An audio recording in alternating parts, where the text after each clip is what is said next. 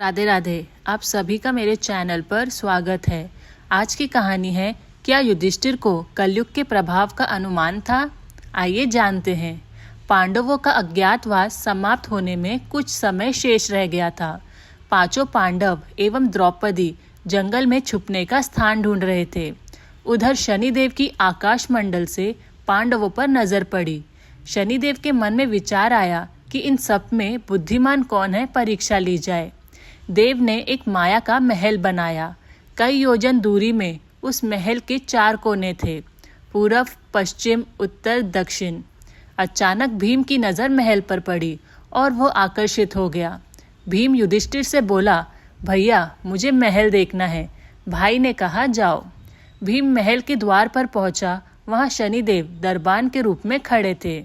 भीम बोला, मुझे महल देखना है। शनिदेव ने कहा, महल की कुछ शर्तें हैं। पहली शर्त, महल में 4 कोने, आप एक ही कोना देख सकते हैं। दूसरी शर्त, महल में जो देखोगे उसकी सार सहित व्याख्या करोगे। तीसरी शर्त, अगर व्याख्या नहीं कर सके तो कैद कर लिए जाओगे। भीम ने कहा, मैं स्वीकार करता हूँ, ऐसा ही होगा। और वह महल के पूर्व छोर की ओर गया। वहां जाकर उसने अद्भुत पशु पक्षी और फूलों एवं फलों से लदे वृक्षों का नजारा किया। आगे जाकर देखता है कि 3 कुएं हैं, अगल बगल में छोटे कुएं और बीच में एक बड़ा कुआं। बीच वाला बड़े कुएं में पानी का उफान आता है और दोनों छोटे खाली कुओं को पानी से भर देता है।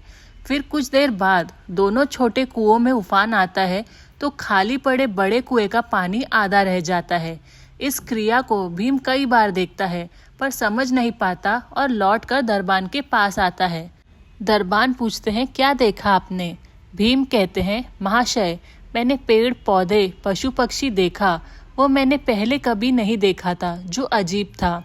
एक बात समझ में नहीं आई, छोटे कुएं पानी से भर जाते हैं, बड़ा क्यों नहीं भर पाता, ये समझ में नहीं आया।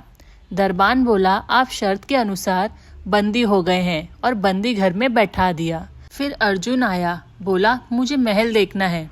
दरबान ने शर्त बता दी और अर्जुन पश्चिम वाले छोर की तरफ चला गया। आगे जाकर अर्जुन क्या देखता है, एक खेत में 2 फसल उग रही थी। एक तरफ बाजरे की फसल, दूसरी तरफ मक्के की फसल। बाजरे के पौधे से मक्का निकल रही थी तथा मक्के के पौधे से बाजरी निकल रही थी। अजीब लगा, कुछ समझ नहीं आया, वापस द्वार पर आ गया। दरबान ने पूछा, क्या देखा?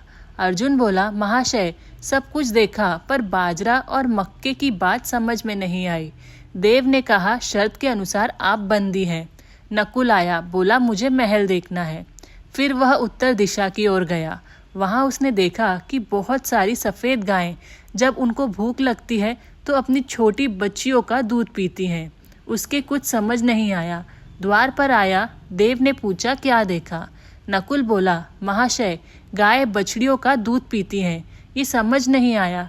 तब उसने भी बंदी बना लिया गया।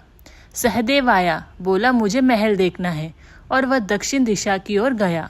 अंतिम कोना देखने के लिए क्या देखता है, वहां पर एक सोने की बड़ी शीला एक चांदी के सिक्के पर टिकी हुई, डगमग डोले पर गिरे नहीं, छूने पर भी वैसे ही रहती है। समझ नहीं आया। वह वापस द्वार पर आ गया और बोला, सोने की शीला की बात समझ में नहीं आई। तब वह भी बंदी हो गया।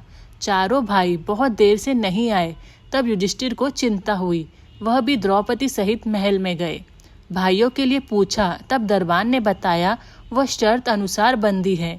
युधिष्ठिर बोला, भीम तुमने क्या देखा? भीम ने कुएं के बारे में बताया। तब युधिष्ठिर ने कहा, ये कलयुग में होने वाला एक बाप 2 बेटों का पेट तो भर देगा, परंतु 2 बेटे मिलकर एक बाप का पेट नहीं भर पाएंगे। भीम को छोड़ दिया। अर्जुन से पूछा, तुमने क्या देखा? उसने फसल के बारे में बताया। युधिष्ठिर ने कहा, ये भी कलयुग में होने वाला है। वंश परिवर्तन, अर्थात ब्राह्मण के घर बनिए की लड़की और बनिए के घर शूद्र की लड़की ब्याई जाएगी। अर्जुन भी छूट गया। नकुल से पूछा, तुमने क्या देखा? तब उसने गाय का वृतांत बताया। तब युधिष्ठिर ने कहा, कलयुग में माताएं अपनी बेटियों के घर में पलेंगी, बेटी का दाना खाएंगी और बेटे सेवा नहीं करेंगे। तब नकुल भी छूट गया। सहदेव से पूछा, तुमने क्या देखा? उसने सोने की शीला का वृतांत बताया। तब युधिष्ठिर बोले, कलयुग में पाप धर्म को दबाता रहेगा, परंतु धर्म फिर भी जिंदा रहेगा, खत्म नहीं होगा। आज के कलयुग में यही सारी बातें सच साबित हो रही हैं। तो ये थी आज की कहानी। अगर आपको आज की कहानी अच्छी लगी हो तो प्लीज़ मेरे चैनल को सब्सक्राइब करें। Thank you. राधे राधे।